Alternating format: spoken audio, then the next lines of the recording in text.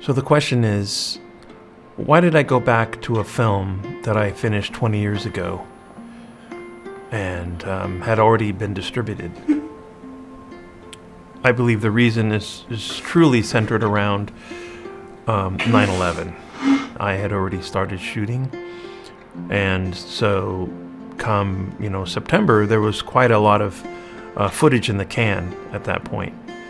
The effects of 9/11 on myself, pretty much all filmmakers at that time, as well as television and other media, were drastically affected by that. People that have lived through that will remember.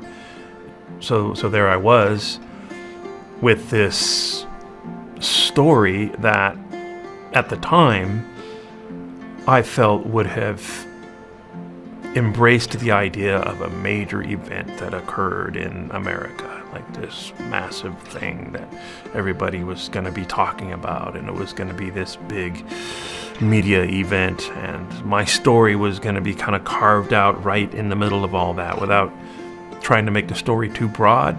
I didn't have a budget to do big crowd scenes and things like that. So this was the sort of the environment of my film was what happens if this big event occurs, that this assassination happens. And that was the backdrop to my film. Ladies and gentlemen, we have a profile of the suspect in this case, and we have identified him as Walter Lee Fitzgerald. Forensics has confirmed that the bullet killing Reverend Franklin Kennedy was fired from a gun that was in Mr. Fitzgerald's possession. It was, how can you continue and say that this story is going to be a massive, important thing to the American public? So what was the result of that was that I had this one direction that I was going with my film, which was going this way.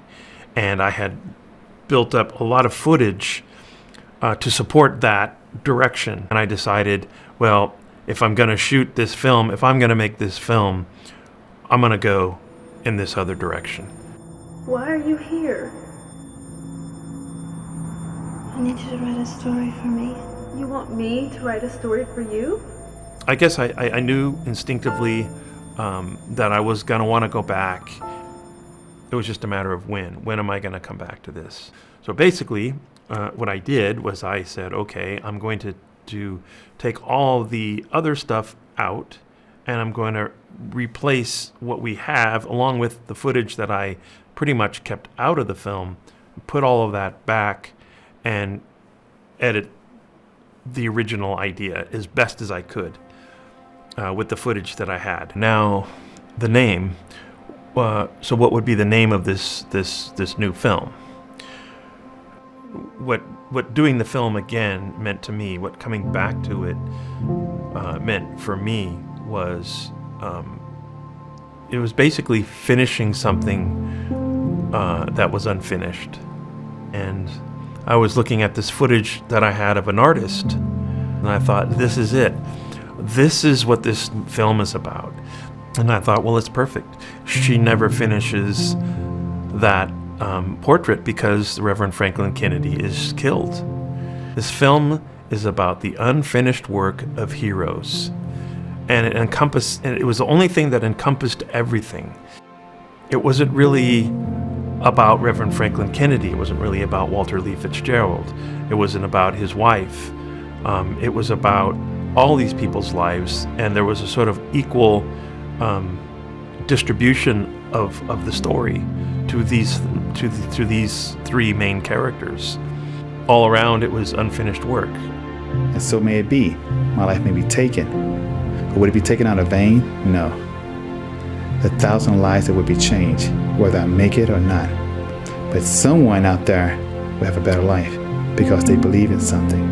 And what they believe in? Not me. No. They believe in themselves. Believing in me is nothing. I'm just a tool. I'm a guy with a key, open the door, and you walking free. And by doing that, your life changes and my life changes. And that's my legacy I want to leave behind, whether it be a year from now or 20 years from now. But that's my legacy I want to leave.